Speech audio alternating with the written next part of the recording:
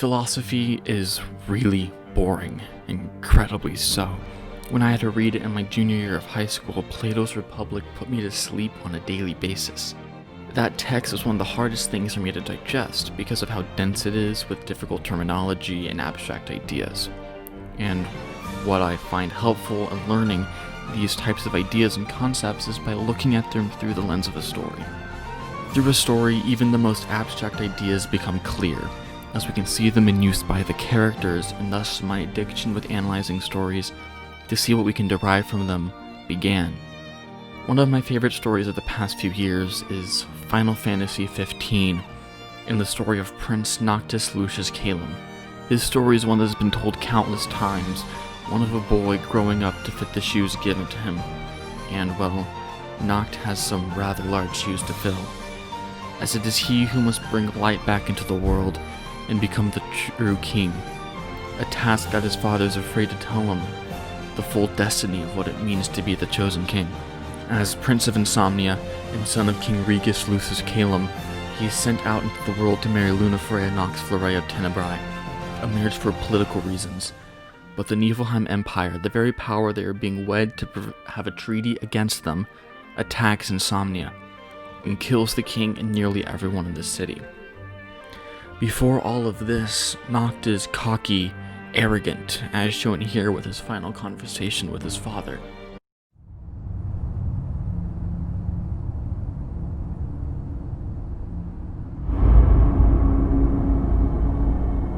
The decreed hour is come. Set forth with my blessing, Prince Noctis. Thank you, Your Majesty. Take your leave, and go in the grace of the gods. Right.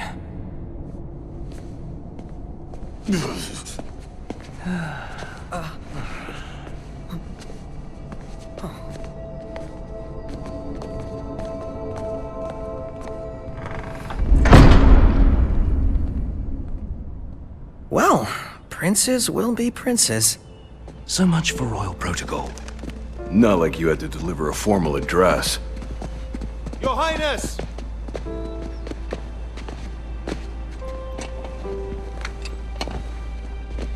What now?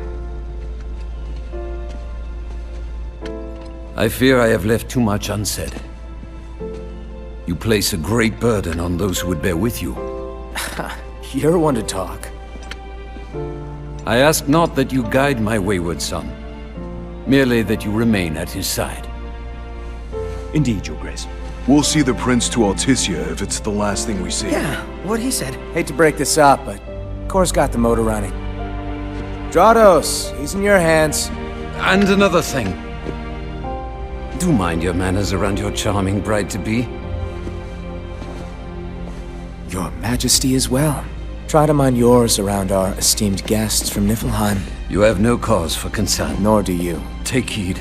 Once you set forth, you cannot turn back. You think I would?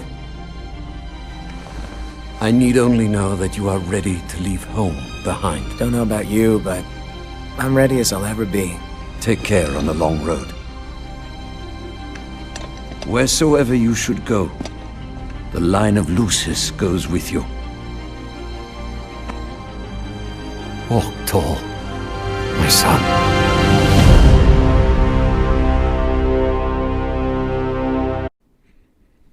Regis's final words to his son, to walk tall, seem to go right through him as he walks down the steps, dismissing his father's wisdom, walking away from his responsibilities.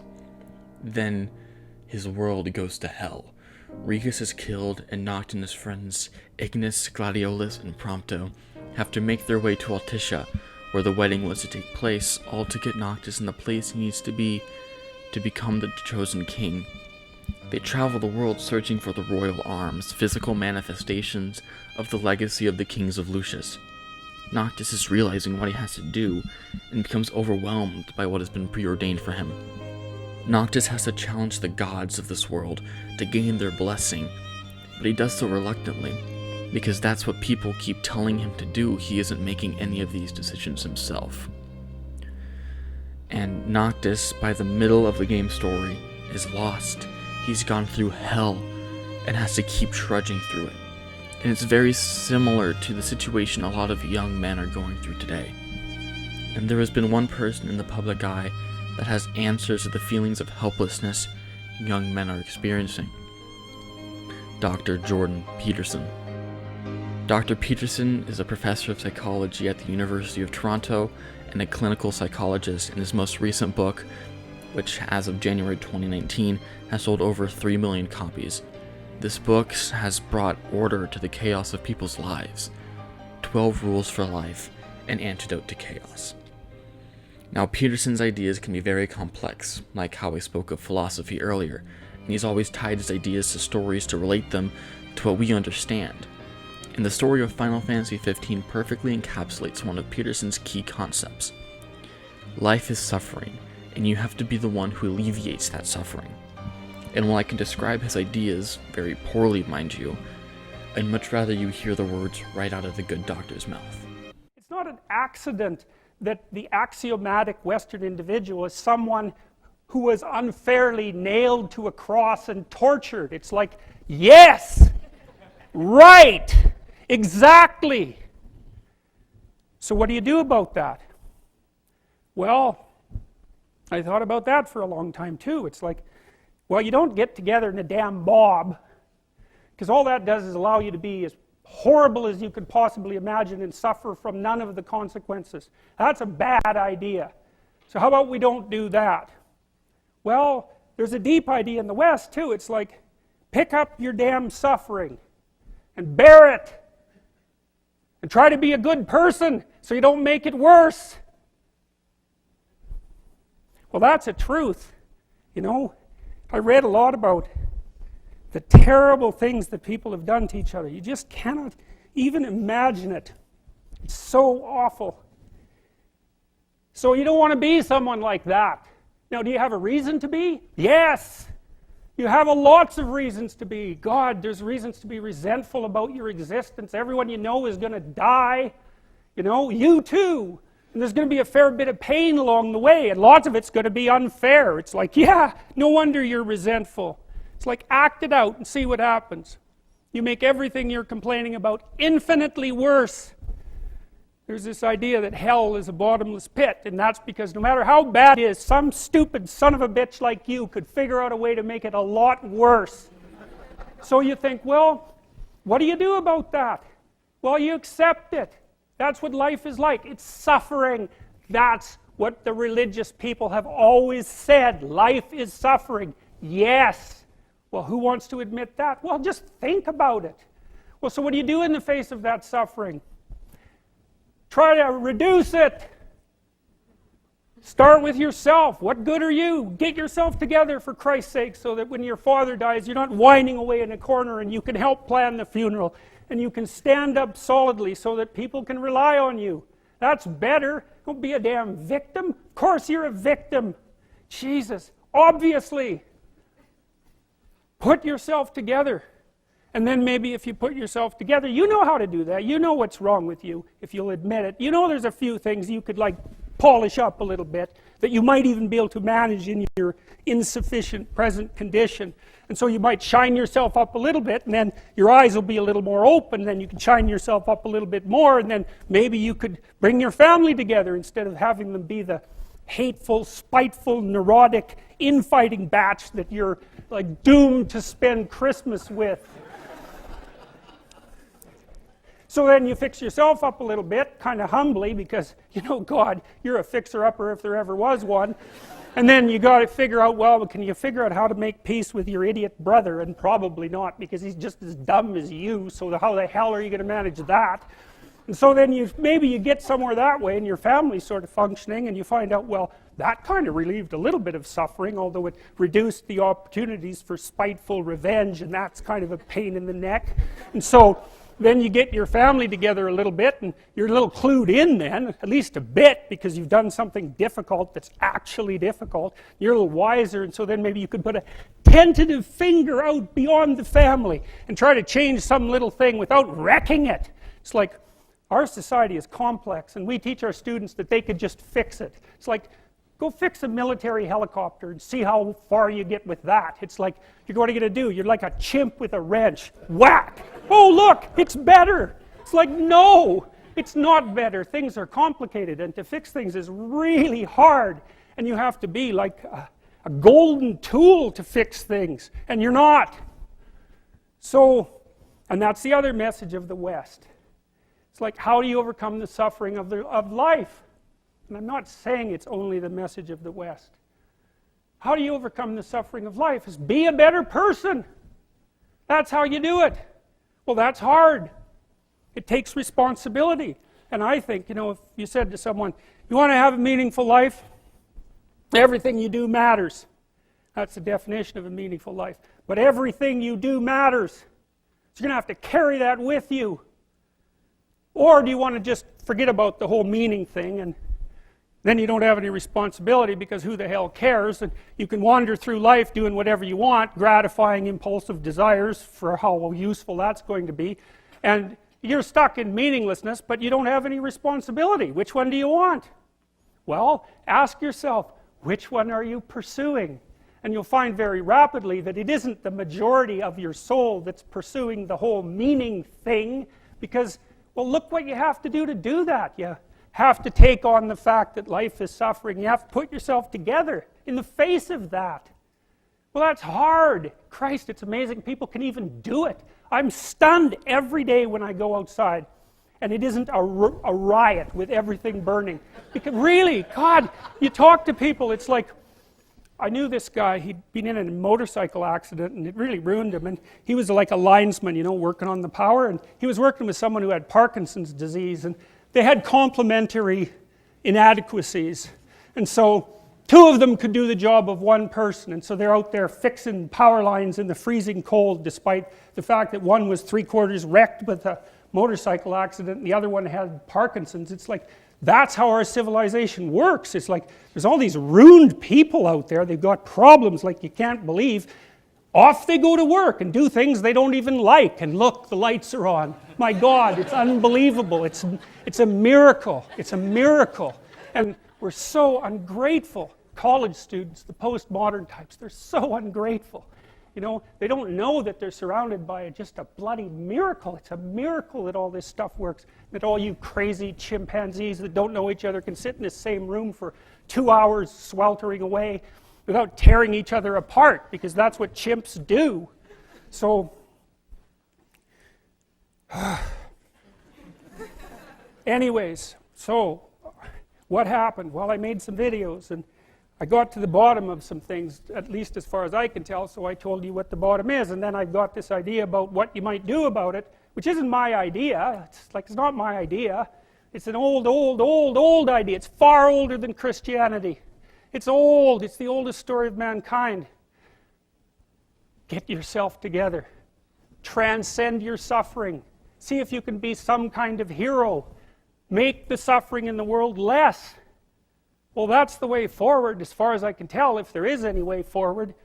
And that's what's under assault by the postmodernists.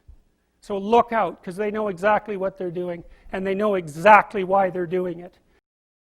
Noctis played the victim, at least at the beginning of the story, when he was still a boy. As he grew, he begins to accept that life is suffering, and even in the toughest times, he could transcend it all.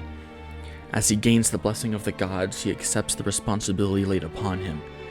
But when Arden kills Lady Lunafreya, Noctis is betrothed, he breaks, and is back to where he started. Even worse so. He mopes around, he's lost. He's lost his father, the woman he loved, and his friend sacrificed his eyesight, all to fulfill Noctis's duties. And getting over that is no easy task. And when Gladiolus snaps, he tells Noctis exactly what he needs to be told, and exactly when he needs to be told it.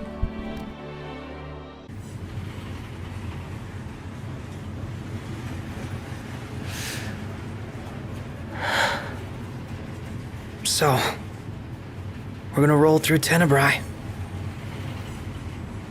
Not before visiting the royal tomb at Cartanico. You're sure you're up to that? The wounds have mended. Eyesight's a matter of time.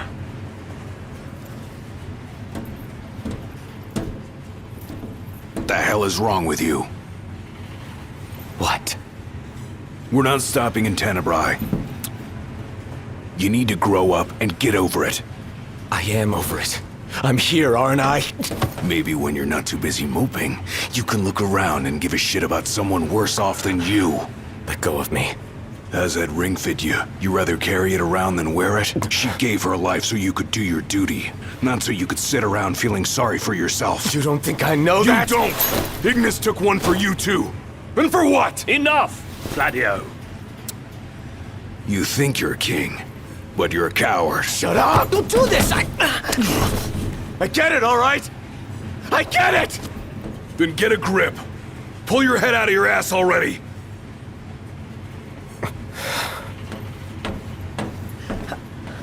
Knocked! Leave him.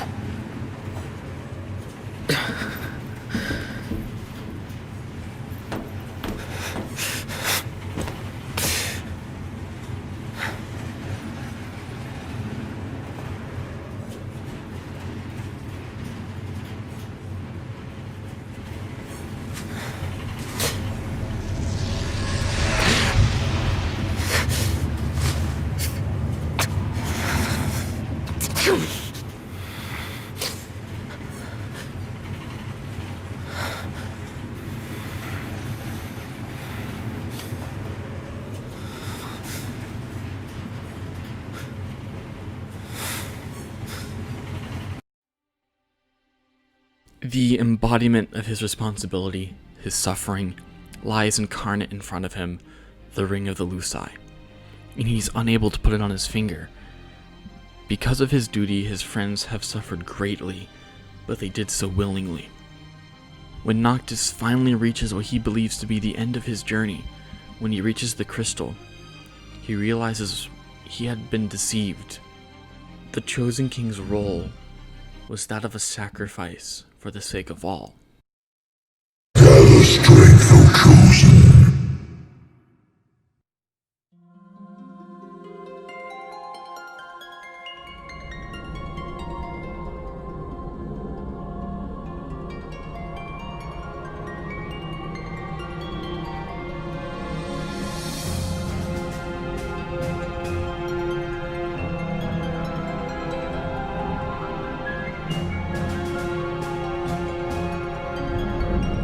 The fate of this world falls to the King of Kings. His providence consecrated in the divine light of the crystal. So it is ordained, the revelation of Bahamut.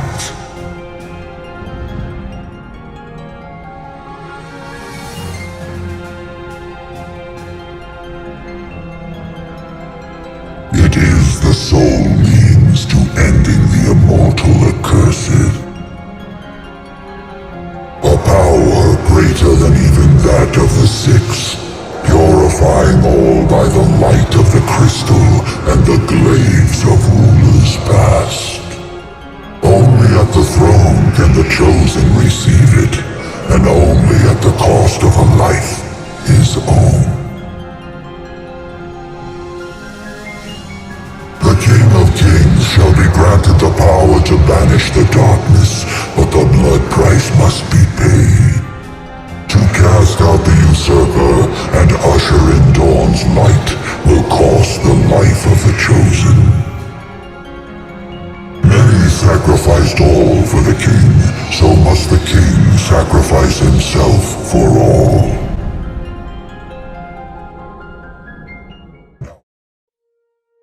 Bahamut explains that Noctis is a messianic figure for the world of Final Fantasy XV, someone meant to sacrifice himself for all.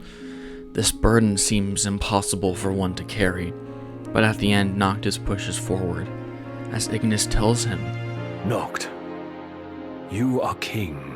One cannot lead by standing still. A king pushes onward, always, accepting the consequences and never looking back. Noctis has every opportunity to deny his duty and to walk away from it all, He doesn't have to go through with it, but he does. And as his father told him at the beginning of the story, he walks tall. To stand up straight with your shoulders back is to accept the terrible responsibility of life. With eyes wide open, it means deciding to voluntarily transform the chaos of potential into the realities of habitual order. It means adopting the burden of self-conscious vulnerability and accepting the end of the unconscious paradise of childhood, where finitude and mortality are only dimly comprehended. It means willingly undertaking the sacrifices necessary to generate a productive and meaningful reality. It means acting to please God in the ancient language.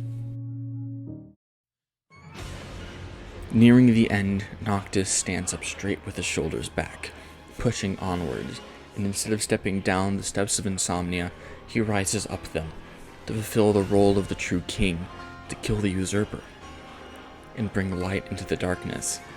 But there is the price Bahamut made very clear when Noctis was pulled into the crystal.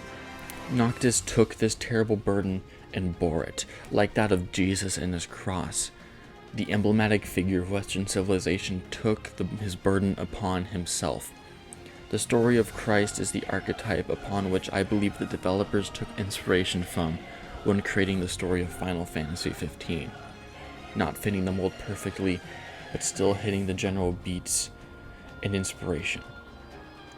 So Noctis rises up the steps of insomnia and gives his friends one final message before he fulfills his purpose. The very same one his father gave to him all those years ago.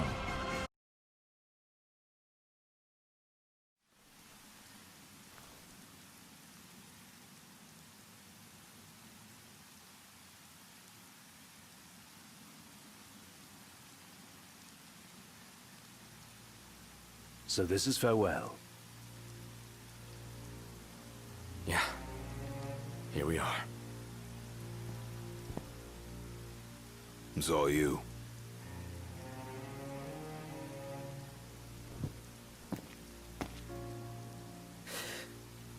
No turning back now.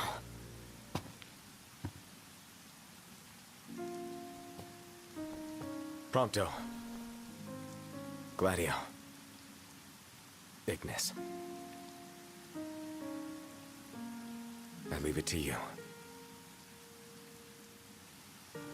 Walk tall, my friends.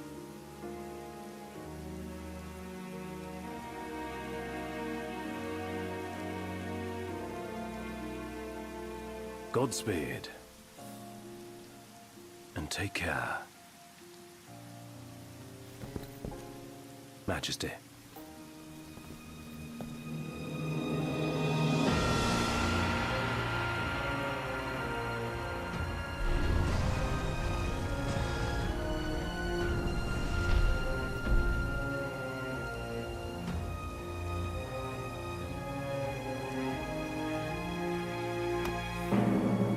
The time has come.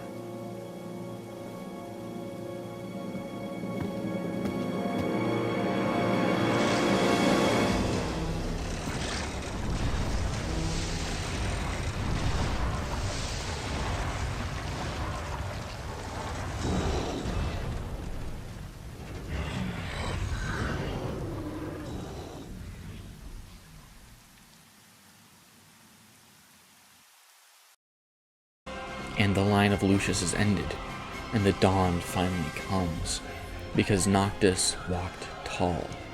Now I encourage you to do the same. Walk tall. Life is suffering. It's unfair, but you can rise above it. You have the potential to make everything worse for yourself. So embrace your responsibilities, your duties, just like that of Noctis Lucis Caelem. You're not a victim. You just have to walk tall.